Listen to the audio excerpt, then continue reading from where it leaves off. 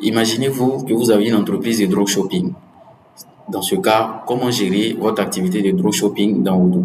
Le principe du dropshipping, c'est zéro stock, vente égale zéro stock. Ce qui sous-entend que dès que j'ai une commande, je vais directement chez le fournisseur, prendre l'article, aller livrer au client. Ce qui fait que j'ai zéro stock à gérer. Ou définir mes accords avec mes clients avec mes fournisseurs, dès qu'il y a une commande en cours, automatiquement le fournisseur va livrer mon client. Donc les deux cas marchent et c'est du dropshipping. De ce fait, pour activer le dropshipping, je me rends donc dans les paramètres, inventaire, et tout à fait en bas, je vais donc retrouver ici dropshipping et je vais cocher simplement cette case et faire enregistrer mon opération. Et donc avec ça, on va activer l'option de dropshipping dans ma base. Et comment il se présente? Donc si je reviens au niveau de l'inventaire, je vais donc me rendre compte que sur mon tableau de bord, il y a une nouvelle étape qui a été rajoutée. Et quand je déblie, je vois ici que c'est du dropshipping. Et quand je regarde au niveau des opérations, il va donc me lister ici un état dropshipping qui va donc me faire le point de tous mes dropshipping. Donc notamment toutes les opérations pour lesquelles j'ai pas du tout fait du stock, le fournisseur a livré directement mon client. Et quand on regarde au niveau des opérations, au type d'opération, on voit que il y a donc un nouveau type qui a été rajouté tout en fait en bas, qui est le dropshipping. Et donc ce type a pour but de prendre, comme vous le voyez, la commande directement sur le fournisseur et l'envoyer chez mon client. Et comment ça marche en pratique? Il s'agira donc de créer et donc il s'agira donc de définir une route de dropshipping sur un article.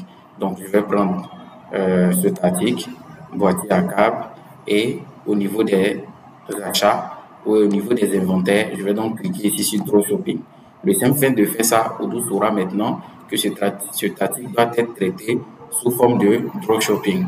Donc il ne va plus utiliser le stock que j'ai ici, mais il va utiliser directement le stock de mon fournisseur. Ce qui sous-entend qu'il faut que je définisse ici un fournisseur sur qui je prends cet article. Et moi, dans mon cas, c'est Brandon Jack sur qui j'achète ces produits. Donc, on a par exemple arrêté un coût d'achat. Le produit, je le vends donc à $100 et avec lui, j'achète le produit à $85. Et de ce fait, mon article est prêt pour être utilisé dans mon dropshipping. Et je reviens donc au niveau des devis. Je fais donc devis et je crée un nouveau devis. Et je vais donc sélectionner mon client. Dans mon cas, le client, c'est Déco Addict. Et mon article de dropshipping ici, c'est boîtier pour câble. Et dès que je sélectionne mon article, je peux ainsi déterminer la quantité. Dans mon cas, je vais prendre donc 5. Et dès que ma commande est validée, automatiquement, Odoo va lancer une demande de prix pour valider l'opération auprès de mon fournisseur. Et donc, je fais valider ma commande. Et voilà, dès que ma commande est validée, vous voyez là, il a généré automatiquement un ordre d'achat auprès de mon fournisseur, Brandon Jack, pour la quantité concernée. Et je peux donc valider cette commande. Et ici, je vois donc qu'un dropshipping a été généré.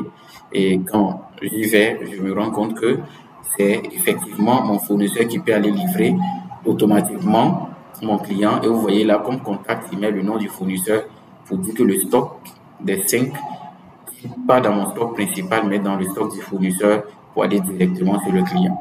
Et moi, c'est ce que je valide donc l'opération. Et donc, cette opération est soumise à la gestion par lot. Je vais donc mettre un numéro de lot et ensuite valider mon opération. Il me demande si tout est bon. Je lui dis c'est parfait de mon côté. Et avec ça, je viens donc de valider mon opération. Et au niveau de mon achat, je peux donc payer mon fournisseur en créant une facture fournisseur, en confirmant la facture, bien sûr, la date de paiement. Donc, c'est la date du jour. Je confirme donc ma facture fournisseur. Je vais donc enregistrer mon paiement en espèces. Donc, je paye mon fournisseur pour $488. Et quand je reviens sur ma commande, mon fournisseur est donc payé. On a donc un dropshipping et je reviens sur ma commande de vente. Et je peux aussi créer ma facture juste ici pour les $5 000. Donc, et je clique ici sur confirmer et j'encaisse donc mon argent auprès de mon client DecoAddict qui me paye donc par banque et mes $575 sont donc mes $575 sont donc entrés dans mon stock. Donc j'ai fait un achat de $480 environ et j'ai vendu à $575. Je me suis donc fait une bonne marge sur ce produit. Et donc de ce fait, je vais donc revenir sur ma commande. Voilà comment on peut faire du dropshipping dans Odoo. Et sur mon document de vente, je retrouve donc ma commande de dropshipping, la facture du client et la livraison en dropshipping. Donc l'avantage de procéder ainsi, c'est que ça me fait 0 stock.